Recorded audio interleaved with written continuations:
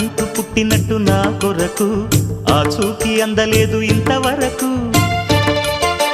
వచ్చింది గాని ఈడు ఒంటి వరకు వేధించలేదు నన్ను జంట కొరకు చూశాక ఒక్కసారి ఇంత వెలుగు నా వంక రాను అంది కంటి కునుకు ఈ అల్లరి గారడి నీలీల అనుకోనా నీ పేరు ప్రేమ అవునా ఇవాళే నిన్ను పోల్చుకుందా